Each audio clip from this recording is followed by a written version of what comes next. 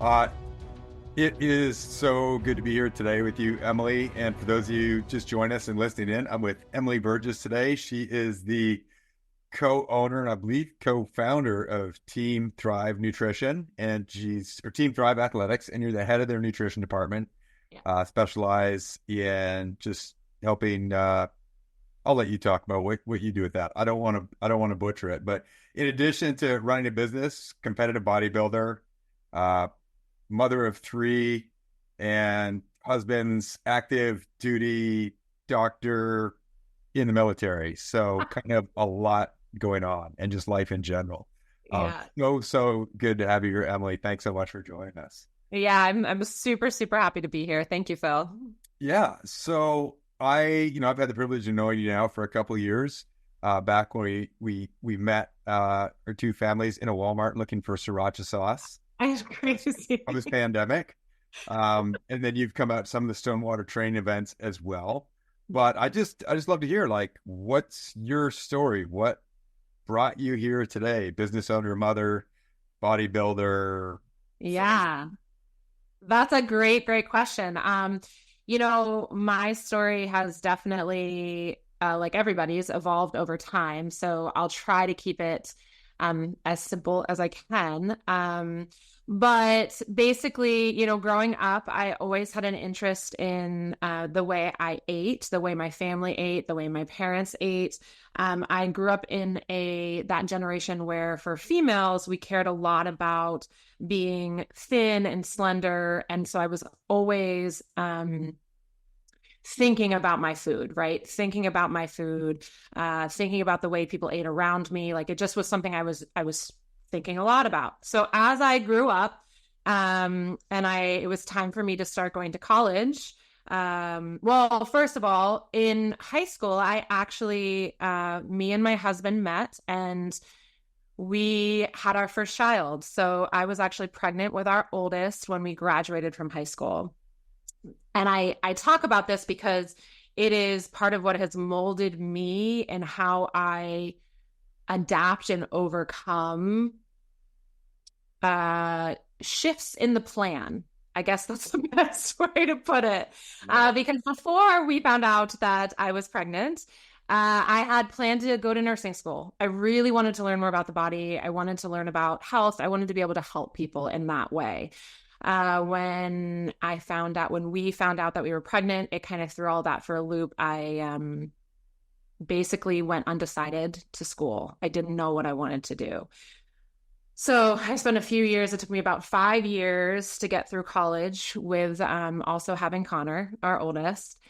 And I ended up with a degree in dietetics. And I didn't know what I was going to do about it, but I just was called to that like passion of thinking about food all the time, wondering what our food actually does to us when we eat it. Like, how does it change our shape? How does it manipulate our health? How does it manipulate the way we think and our emotions? Like all of those layers.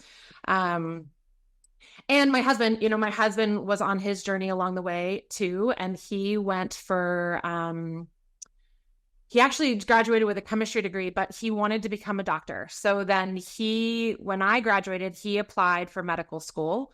And I made the conscious choice at that moment that I wanted to put my career and my educational aspirations on hold and continue our family. So he went on to medical school and we continued to have children. We now have my daughter and our youngest son, so Ellie and Rafe.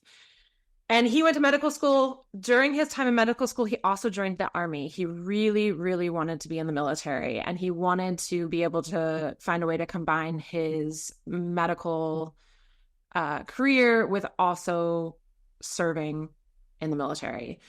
So we made that decision, and then that also kind of further changed my plan as far as my career aspirations and what I wanted to do, because we ended up having to move out here to Washington to JBLM for him to do his residency. And then we got orders to Japan.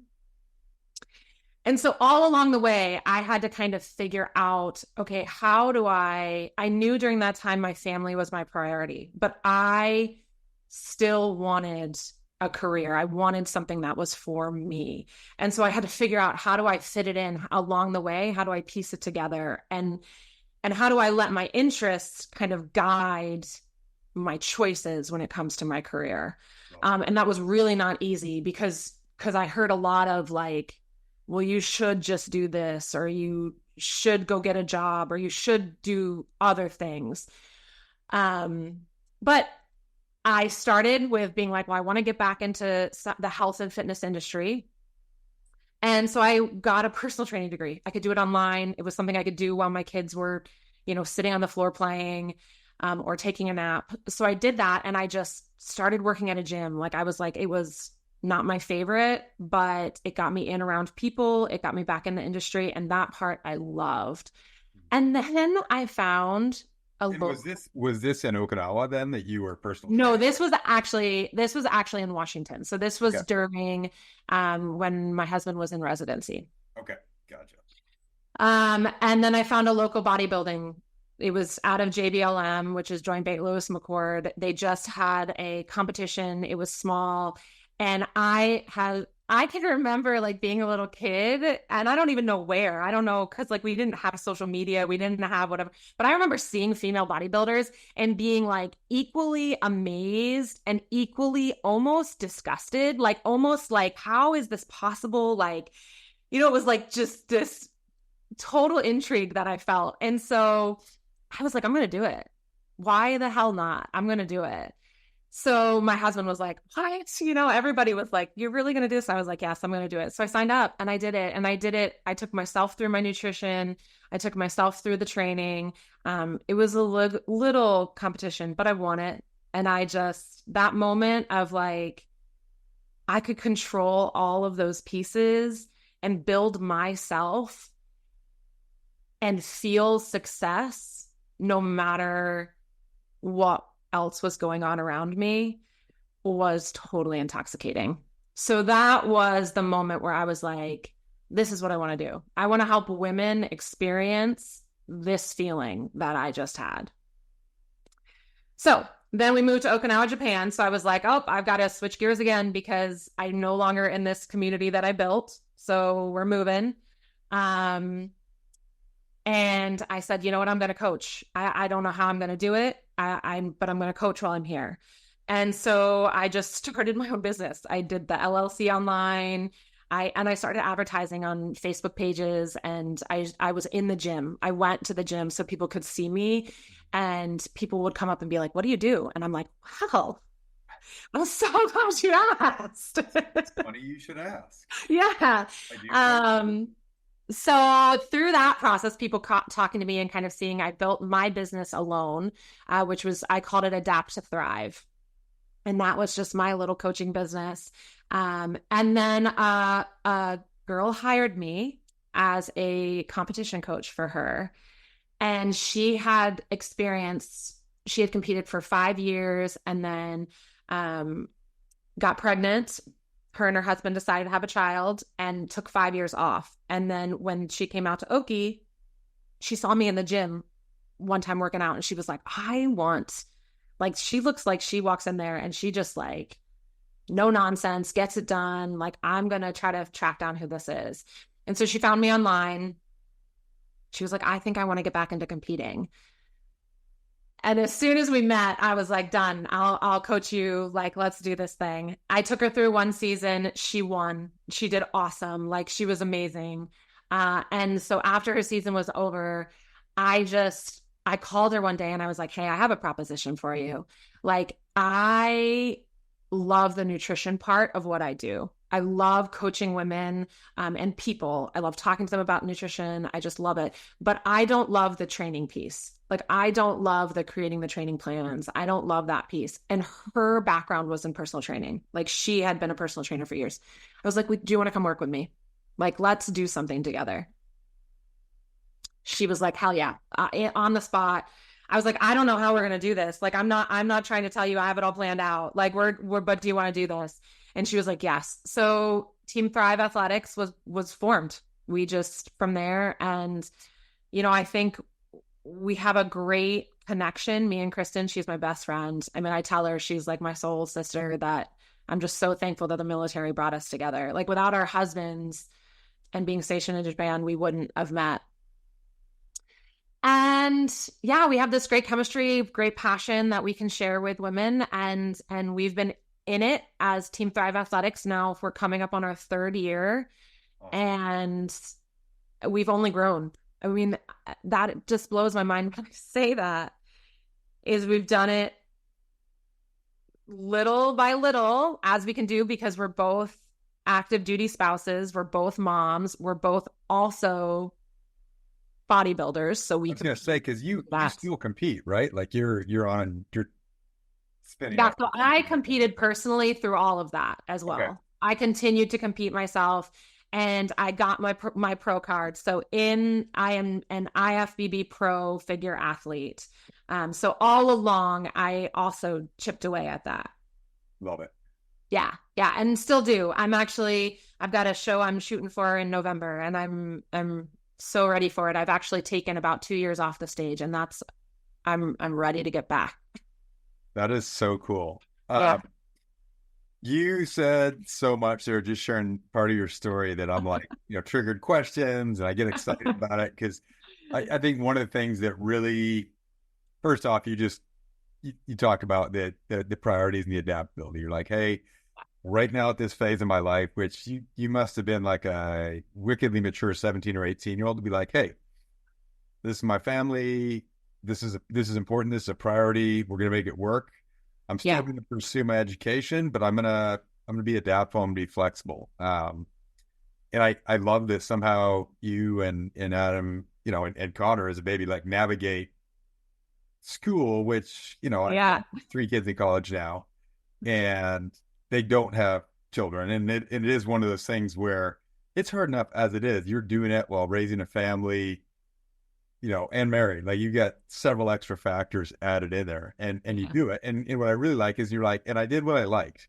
I didn't, because I think so many people pursue things. And you said this later, hey, you should do this, you should do that. Yeah. People will project their dreams, their thoughts, their intentions on you. Like, oh, if I was in your shoes, here's what I would do. Yeah, totally. And a lot of times it's totally reasonable, but it's not us. Like a purpose-driven life, like it comes from within, right? And when you started describing, like, I did that bodybuilding competition, and just that feeling after it, like literally, even as you're talking on the body, like you can tell, like this left a huge impression on you. Like, I want to experience that again. I want to help other people experience this, so empowering, so exciting. So like, yeah, I can have an impact on myself.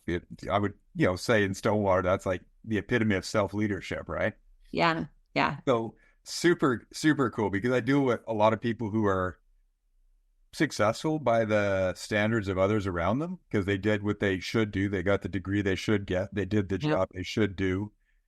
And then they end up, quote unquote, successful, going, I feel kind of empty and without purpose. So I love hearing how you're like, no, I went where my passion was. I tied it into others, and, we made a successful business of it. And along the way, met someone who I connected powerfully. So totally.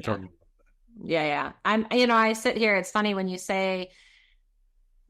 bring back in the shoulds and the meeting with people who are very successful in their own right, following a path that maybe was a little more influenced by the shoulds, right? Yeah. The struggle, like I don't want to glaze over the struggle that I had and continue to have in moments where I battle that, like, okay, but this, especially when you own your own business, like Phil, I know we've had conversations about this before. Like, what is the next step for our business? Like, what are the people saying out there is the should that we should do next for our business? Yeah. And Chris and I have gotten, I'd say there's one time where we got kind of caught up in like, okay, this is what we should do next. And it left us feeling flustered for months, trying to make it happen. And we both, I mean, the beauty of our partnership is that we really do know each other. And so it was like, we had to take a step back and be like, listen, why are we doing this? Like, we are doing this so that we can live our passion, but also so that we can be moms and we can be active duty spouses. And so if we're choosing to do something that is taking away from all three of those pillars, Yeah. what is the point, right? What is the point? So yeah, but I just wanted to express, like, we do continually still have those, like, okay, but this internal dialogue around the shoulds, but yet what is the passion, and what is our Yeah. integrity telling us, you know? Well, it's that all comes back to why, right? Like, why do you have Yes. the life you have? It's like, well, because I'm passionate about it. I want to help others, and I want that flexibility that I can be, present for my family Yeah. and have a life. Like, it's not, oh, we want to hit X amount a year, or be a leading name. It's like, yes, business will take care of itself as a collateral effect, but it's like, remember why you're doing what you do. Remember that passion. Remember the balance, because that's something else I want to hit you up on in a bit. Is Yeah. how do you balance it all? Because I know I battle with that. But you hit on something else where you're like, yeah, we're doing what our passion is, but it's not easy. And It's not easy. I think that's so key, is especially in the West, I think there's a feeling of entitlement that life should be easy and comfortable Yes. and good. And I'm like, it can be, but I would argue your best, most purpose-driven life is by far not your easiest. And it's No, not going to be it's not going to be richest and most comfortable. I think it's the most rewarding in the long run. yeah. Day to day, it's a battle, like, because you have, your purpose-driven life. Like I said, it's meaningful, but not easy.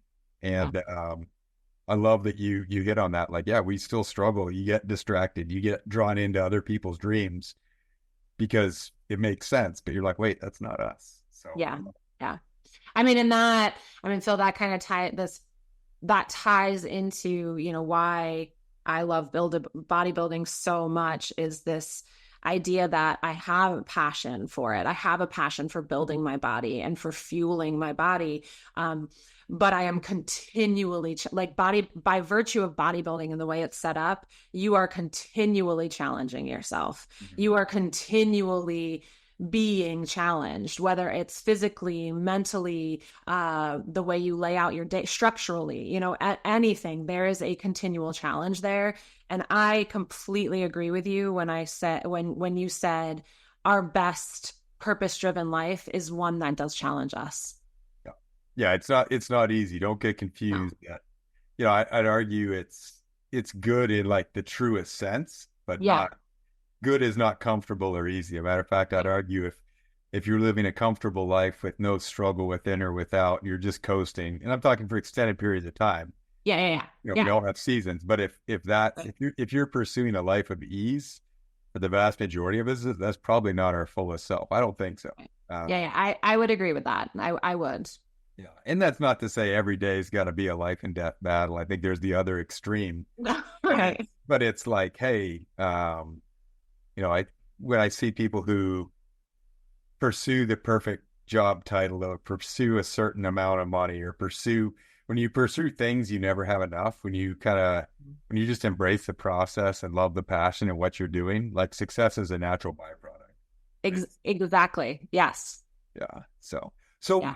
you brought up something, and I love that you hit on it, where you're like, hey, we do what we do because we love it, but we also want to be present, with our families, and there's limitations that come in with being an active duty, partner, where you move around. We lived that life for 22 years. Yeah, I know. Yeah. How do you balance it? Like, what's that look like? Because I struggle with that on a daily basis. Yeah. So this is definitely, I think, you will always struggle with balance. Like, this is what I have accepted, is that if you can accept that balance is always going to be something that you will be working on, and that you will always need to be able to adapt with, it helps as far as your mind frame goes. Now, as far as like actually actioning balance goes, I think the biggest thing for me is that I set non-negotiables. So I basically, I have an agenda that I like to write things out, and I like to journal. And so different phases of my life will have overarching different non-negotiables. Right now, I'm heading into a phase where I have the privilege to focus more on my competition season and me competing as an athlete. And so my non-negotiables are going to be more in line with that. Um, but these non-negotiables then are broken down into like a weekly, monthly kind of non-negotiables, weekly kind of non-negotiables, and then daily non-negotiables. And my daily non-negotiables need to be really doable. I cannot stress this enough for people when they are trying to incorporate a balanced life.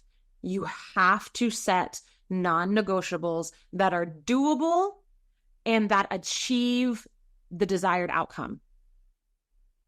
I love So, that you said that because I'll work with folks who will set habits or goals. Like they'll just yeah, want to add 10 habits to their day from zero yeah, to 10. And they're yeah. real lofty. I'm going to work out an hour and a half. I'm going to eat like this. I'm going to get X amount of sleep. I'm going to do this mindfulness practice. I'm like, you literally mapped out 30 hours of work in a 24-hour day, and it doesn't incorporate anything. Anything else? Yeah. Yeah, you have a job, right? Like, Yeah.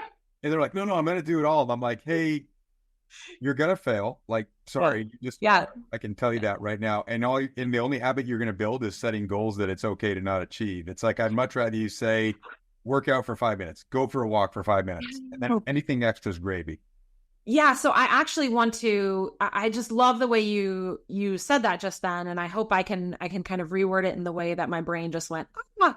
But is that we are beasts of habit, right? And through our being. So also the way we think is habitual. The chemicals within our brain are habitual for the most part. Like they fire in a habitual way. Like we can manipulate those habits. So if you set goals for yourself and then you break those goals down into actions and you're like, okay, I am going to get all of these actions done, and you set yourself up for failure and you continually fail, that is the habit that you are reinforcing. Mm-hmm. So you are actually encouraging yourself to continue to fail. Building a habit of building meaningless goals and accepting failure rather than setting small goals and exceeding them. Yeah. Yeah. And so I always ask people when I have this conversation with them, which path would you like to go down? Would you like to go down the path where you're continually setting yourself up for failure so that failure actually builds momentum? Or would you like to go down the path where you're continually setting yourself up for success, even if the success is small, and then that success builds momentum? 100%. And it's your choice. Like you can choose, which, sorry, that was a little bit of a tangent, but what you said really triggered. That is a big part of what we do. Yeah, no, huge. So I'm curious because, a lot of folks I work with or people who listen to these podcasts, they're looking for, so what? How do I apply this? Like, these are interesting concepts, but okay, Emily with Team Thrive, she does nutrition. Like, I don't want to be a bodybuilder. Yep. I'm just someone trying to live longer and be more impactful or live fuller, not even live longer, but live fuller, right? Yeah. So what are like some of the small habits? You're like, hey, if you want to be more intentional about what you're putting in your body, because I think it's hilarious. I'll watch people buy supplements off the shelves, all kinds of medications and tablets. I'm not downplaying like the importance of. I know. Yep. Medicine has a role. I'm not saying that. Yep. When I look at someone who's taking creatine and glutamine and everything else, and then at night they're having 4 beers and they're watching Netflix and they're eating pizza, and I'm like, you're like hitting the brakes and the gas at the same time here. So for a normal person who's just looking to be healthier and live a fuller life, what are your thoughts, with respect to nutrition for them? Yeah. Okay. So I will kind of go back to my non-negotiables and how you would I will use as an example of how do you actually action that. So if a person comes to me and they're like, hey, I just want to feel better inside my body, and I want to be able to have more energy to give to my career, my family, whatever it is, then I would say, okay, so that is your goal, right? We're going to set that as your goal, and we're going to figure out why. Like, why is that your goal? I want to be able to do something. It's like, cool. So you want to be able to feel like you can do that thing, right? You want to be able to feel good inside your body. That's your why. So let's lay out some actions, right? Let's lay out some actions that'll help you get there. And so we would see, so for the I don't want to say common, but for someone who lives just every day, they have to eat. They just want to be able to eat better in a way that matches like them feeling healthier. It's first about like, okay, what are you currently doing? And where do you want to be? So let's map out what you're currently doing. Like, let's explore, like, let's have you write down. Like, I know, Phil, you said this was something that was super beneficial for you to do, was write down everything you ate. Just, we're not going to criticize you. We're not going to do any of that. I just wanted to use this as an awareness building tool. Let's write down everything you eat. Look at it. Like, just look at it and just be like, oh, okay, this is what I'm eating, and this is what's correlating to me feel the way I am right now. You know, it's like, okay, so if I'm eating this way, it's making me feel this way. And then let's talk about, okay, let's try to incorporate some other things. Now, I am a huge advocate for the fact that for just optimal health in general, eating 4 to 5 well-balanced meals a day consistently, day to day, is the key. And having these meals be made up of a protein, a fruit or vegetable, and a carb.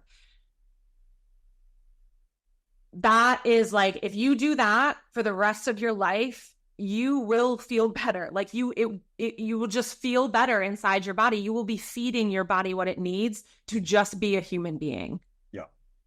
You will be stabilizing your hormones throughout the day. You will be ensuring that you have enough protein to rebuild any muscles. You will be ensuring that you have enough carbohydration. That's interesting. Carbohydrates.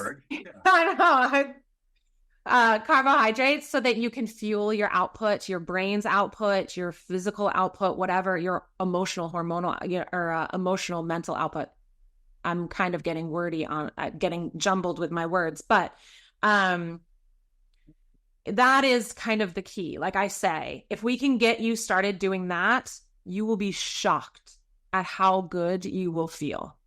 So you're saying basically, just for the average person, for lack of a better word, not a competitive bodybuilder, maybe they work out, go walk, run, whatever. It's like, hey, nutritionally, literally just build self-awareness, no different than what we do with leaders.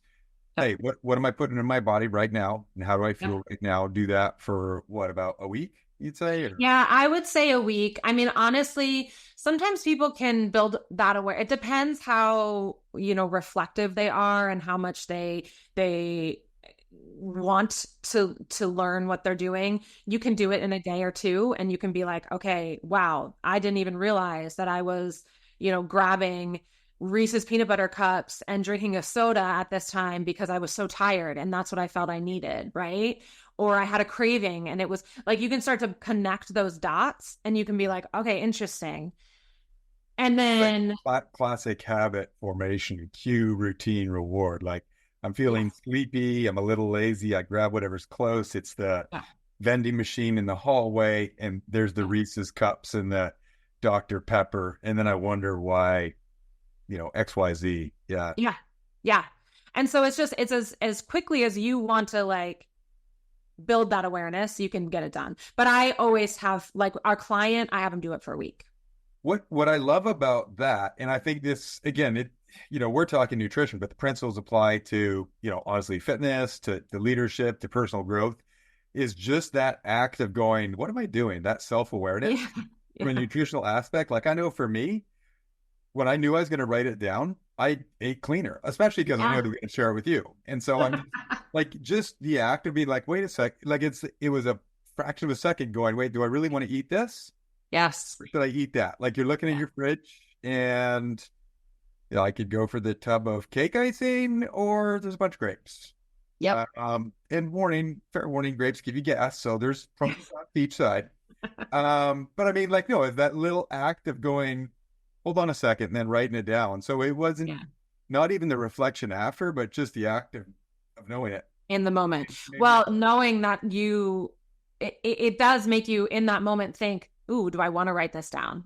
And if yeah, you don't want to write it down, then make a different choice, right? it's just crazy what a Yeah. difference that makes. And then so number one is just awareness of what you're eating, no Yep. judgment, just aware and try to Yep. look for those connections and correlation. Yep. And a few days a week, whatever people have, just make a habit of that. And then the second part is you're saying, hey, 4 to 5, probably I'm guessing smaller meals because the frequency, but just making sure you're getting the protein, Yep. getting ideally fresh fruits and vegetables in there, and then a carb. Because I know there's so many different faddish diets. Yeah. And So I am not, yeah, I've tried so many fad diets in my life. I have a lot of experience with that. But I am every diet's going to come back to the fact that you need to just fuel yourself at the end of the day. You need to make sure that you are getting in enough for whatever to match whatever your goals are, and whatever your output is, right? So you need to, and so along those lines, what I have found through all this practice, through the years of coaching and all of that, is that it people truly find the best success long term with feeling strong within their body, strong within their minds, and having consistent fuel to empower whatever they're doing, career, momhood, whatever it is, fatherhood, whatever. It is that fueling yourself consistently 4 or 5 days, 4 or 5 meals every day, and then repeating that day to day is huge. The meals need to be ones where you are satisfied after. So, I want to talk to you a little bit about satisfaction. I don't mean craving satisfaction. I mean where you leave being like, yeah, okay, I had enough. That was enough. And you will feel connected with that if you do look at your plate in a way that's like, okay, do I have a protein on here? Do I have a carb on here? Do I have some sort of fruit or vegetable on here? And you'll feel more connected with that feeling of like, yes, I am satisfied by what I'm eating because I know that these things are fueling my body in this meal. I And then you remember, move on to the next. I remember I worked for an organization, and one of the things they used to tell us, because again, we weren't nutritionists, we weren't bodybuilders, Yeah. we were tactical athletes, and we were trained special operations community. But our nutritionist team there telling us like just eat a variety of colors. When you eat, put Yeah. fresh things on, different colors. They're like few, and they knew they were dealing with people that couldn't remember anything past three. Like, Yeah. so they had to Yeah. keep it simple. They're like, just Yeah. you know, 4 to 5 meals. Get your protein, get your fruits and veggies, get your carbs, because you're going to forget what I said. They're like, just eat a variety of colors. Have your white. You're probably going to be a carb, potato or rice. Have your bright colors or fruits and vegetables. And it's funny how that still sticks with me. Yeah, and it's true. But this also will come back to the fact that, for those that are listening, when it comes to nutrition, the simpler, the better. So whatever non-negotiables you set, whatever theories that you follow when it comes to nutrition, the simpler they are and the more repeatable they are, the better. So like for you hearing that, eat the rainbow or eat all the colors, that is simple. That's like a one-line thing to remember, and it's repeatable. You can eat colors 4 days or 4 meals. I don't know why I keep saying 4 days, 4 meals a day, and then day to day. Like you can easily repeat that Yeah. in the moment. It it's something, and I like, because you'll post some of the stuff you have while you're eating. You're just like, oh, this Yeah. is my lunch or this is my breakfast. And I love it because I go, man, that actually looks really good. I think there's Yeah. this misconception that if I'm eating clean, eating healthier, it's going to be blah, tasteless. And to Yeah. me, there's an aspect of, there's first off a social aspect to a lot of meals, not all of them, but a Yes. lot. And I think that's good for people to practice. And then of course there's just like eating should be a joy. It should be a pleasurable experience.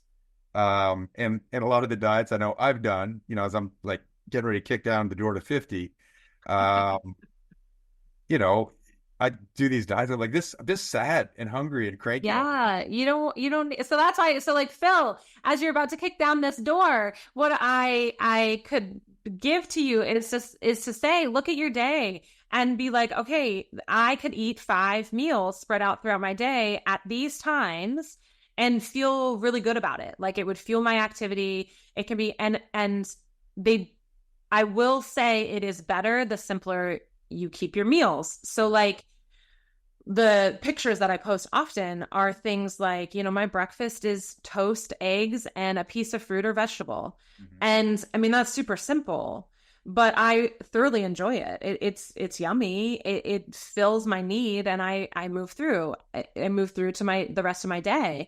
And then my lunch will be something like, shredded chicken from the night before over rice with some sliced peppers. I mean, it's again super simple, and I'll drizzle teriyaki sauce on it or something. Super simple, but really very good too. Like you don't have to have this mind frame where you have to exclude food groups. Like you and then because by turn of excluding things or saying no, I can't have that, it just sets this tone for you to kind of feel miserable. Yeah. And then when you do, have something that's outside of that food group, you feel guilty, and then you just kind of, there's a tendency to throw your hands up and be like, hey, whatever. And then you just go the other extreme versus, hey, the way you're breaking it down. I love this simple concept. I just want to add really quick, because I know that this is a question we get often, like, how do you talked about social eating, right? And when we're out in social, that is a big thing that happens in our life.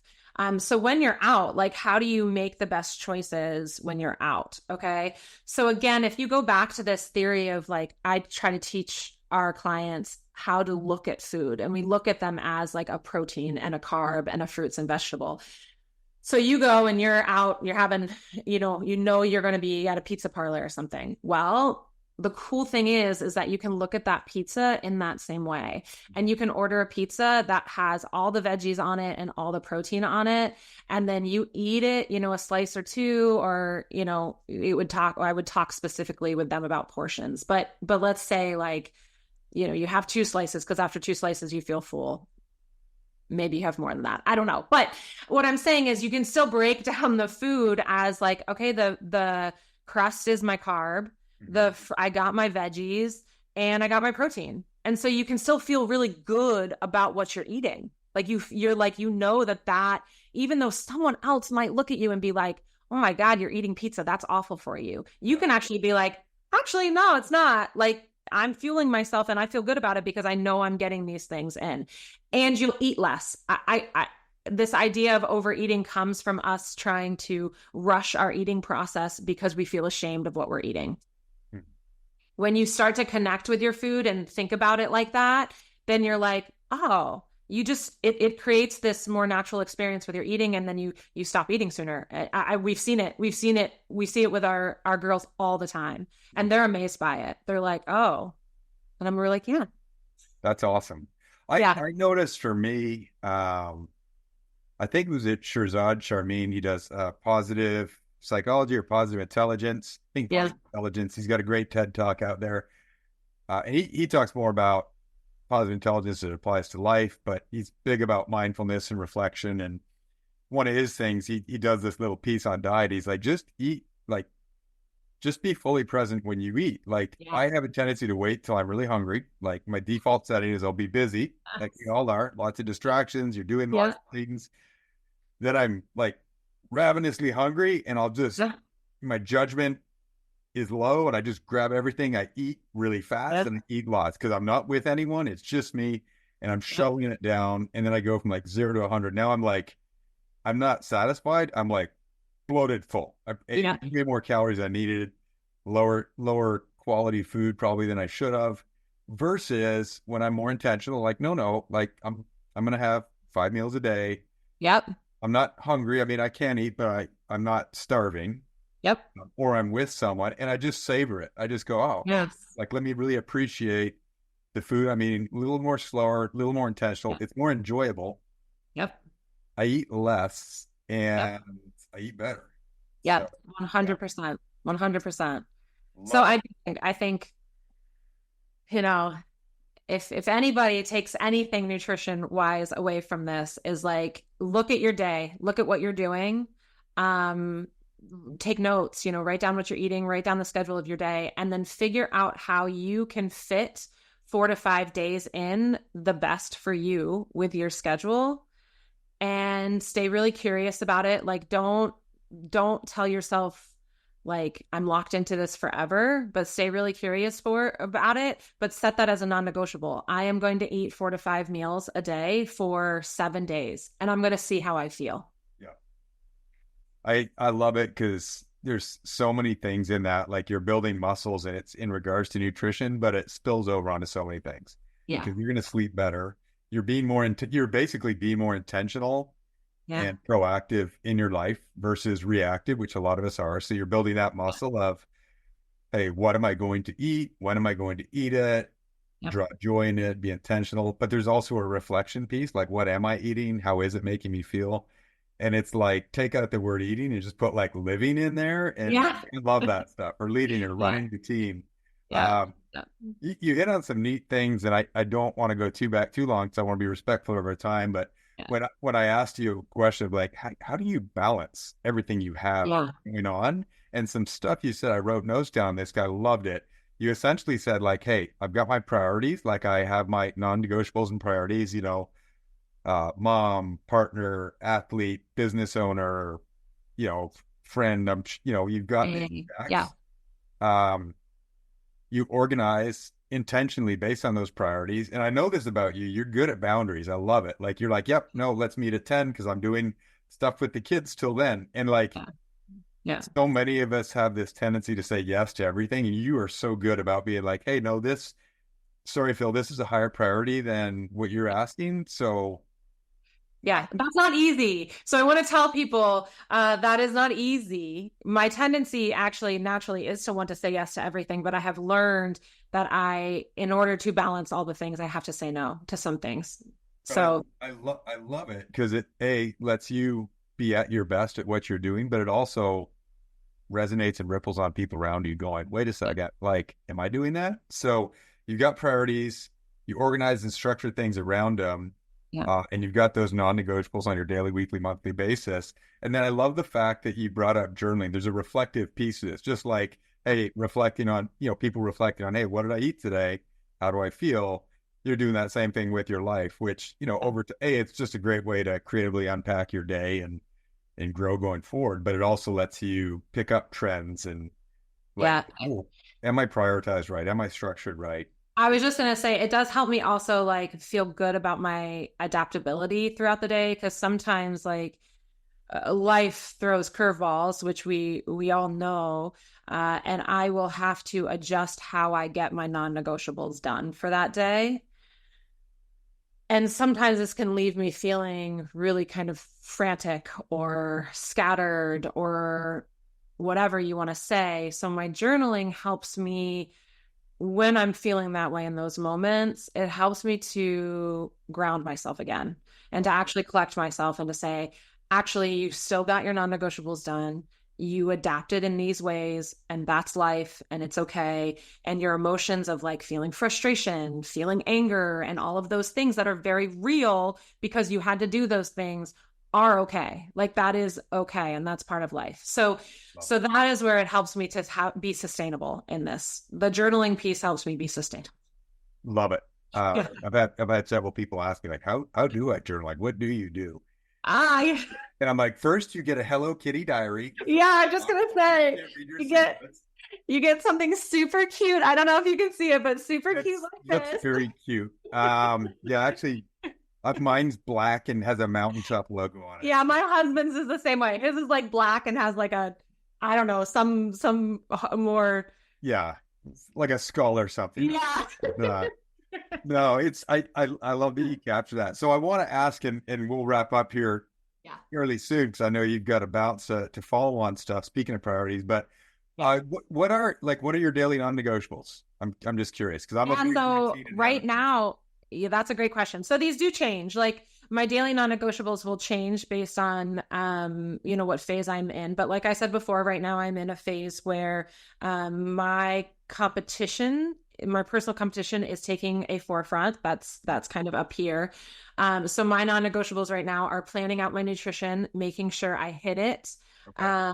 and then getting my movement in. So those right now are my two non-negotiables.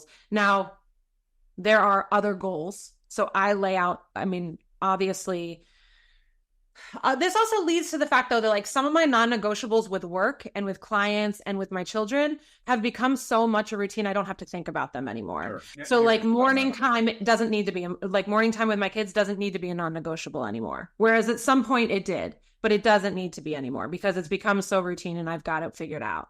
okay. So my non-negotiables are set with things that I know, like if I don't focus on them and getting them done, I will have the tendency to let it go. Okay. Does that make sense? Yep. So Yeah. they're really, you've got your daily habits, your positive habits of, hey, get the kids up, getting ready to rock with Yes. me, spend some time, send them out. Yeah. And then your non-negotiables right now are like, hey, cause training's a priority or competition's a priority, be really dialed in on nutrition, hit those marks, make sure my workouts are very intentional, Yeah. very focused based on the And phase you're at. yeah, and right now, like even sometimes like I have to basically tell my kids, like, sorry, I can't, I can't do this with you right now. I've got to go get my cardio done. Whereas during a different phase, You can't flex cardio though. I'm just saying. yeah. So like, but that is like what I'm trying to get at is the fact that my non-negotiables right now do have to take a priority in certain moments. And that's why I set them as non-negotiables. Love it. Whereas at a different time, I could be like, okay, my cardio is not that important. So right now my non-negotiable is spending more quality time with my children. So Sure. I actually will give up my cardio for quality time with my kids or for getting the laundry done. Like literally sometimes house chores have to be my non-negotiable for different phases. Right now, there is laundry like no other in our basement because it's not a non-negotiable for me. It'll get done when it gets done. But so yeah, so I set those non-negotiables and then when I get them done, I feel really good. And so it feeds it. Okay. Awesome. Yeah. Love it. I like how you break that down. Non-negotiables depend on where the phase you're in and what you need Yeah. to focus Yeah. on. Yeah, and then you hit on habits there as well, like things that you've made so automatic that, yeah, they're But just, Phil, they started as non-negotiables. So I do want to say that a lot of my habits started as non-negotiables at different phases in my life. And then because I did them as non-negotiables, they became habits. awesome. That Yeah. is, that's super cool. Yeah, I'll talk to folks when it comes to like habit formation and setting up the right habits or breaking ones that are, pulling them a direction they don't want to go. And I'm like, for a couple of weeks, it's going to be really hard. It's going to Yeah. be very unnatural. You have to remind yourself, set timers, remove cues, add cues, whatever you got to do to set it up. I go, then after a few weeks, you can do it. It's work, but you can do it. It's probably more in the non-negotiable phase. And then I Yeah. go, then a few weeks after that, it starts to get to a point where you feel weird if you don't do it. Like all of a sudden, Yeah. I didn't kind of capture my thoughts for the day in a journal. I didn't Yeah. get up and do my morning movement routine. I didn't, hydrate or, whatever it is. Yeah. Yeah. So no, I love that you touch on that aspect of habit formation because I'm a big believer. It's you are what you repeatedly do. 100%. There's who you want to be, and then there's what you're doing, and ideally those two are fairly close together to live a purpose-driven, value-based life. But many of us, what we do automatically is very different from who we choose to be, and it's Yeah. trying to merge those two is key. Yeah. So last question for you, because we focus, real heavily on leadership stuff. Yeah. Someone that left an impact on you. It could be a leader, a coach, former boss, historical character you read about, whatever. But what's someone or something from a leadership impact and that left, an impression on you? Okay. So when I think about this question, my answer is kind of different. So I think it comes back to a big thing that you guys do is the purpose-driven life is being purposeful in who you are as a person, like leading yourself first, right? Yeah. So I can remember this woman when I was little. We were in a grocery store, I think, and she was doing the bags at the, filling our bags after. And she exuded such grace and calm and happiness in this process and in her interaction with me as a kid. I will never forget this woman. I literally don't know who she was, but I remember leaving and thinking, no matter what I do in life, I want to exude that grace. That's amazing. I still like, and I've come across a few other people that I feel like left that similar impact on me, where I'm like, no matter what I do, I want to exude that grace. So, I'm working on it.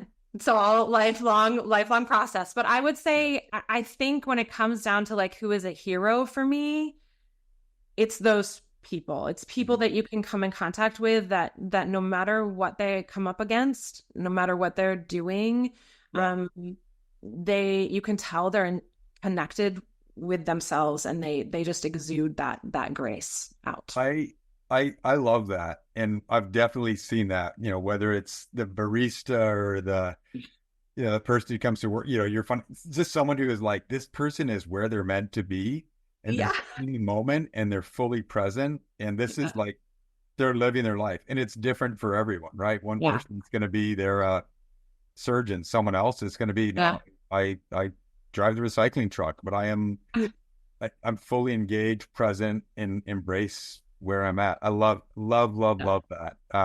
That's definitely something to strive for. Yeah. Okay. Yeah. So if people have more questions, they want to reach out to you, they go, hey, I love this performance fueling bit. I like what you're about. I know you have kind of a niche demographic, but where do people find you, follow you, all that stuff, Emily? Yeah. So I mainly am on Instagram. You can follow me. It's Coach Emily Burgess, IFBB Pro. Okay. I post a lot of stuff on there. I love communicating with people within that platform. Also, if you just want to learn about our business, you can visit teamthriveathletics.com. Okay. And then if you have more like in-depth questions, or people want to actually like reach out potentially for coaching or things like that, you can contact me at emily@teamthriveathletics.com. Okay. Awesome. Well, we will put those links in the podcast too. And then I'll give them your home address and your schedule. And probably not. But no, thank you so much for your time and sharing your story and your knowledge and your experience. My takeaways are, hey, have your priorities, structure around them, build your non-negotiables, make sure you work in some reflection. Hey, when it comes to eating, 5 times. Yeah, build awareness, do it 5 times, have a protein, fruits and vegetables, and a carb. Don't judge yourself. Just be intentional, embrace the moment, and live with grace like the lady bagging your groceries did. Yeah, love it. It's so cool. Thank you so much, Emily. I appreciate the heck out of you. Yeah, thank you, Phil. This was wonderful. All right, take care. Bye.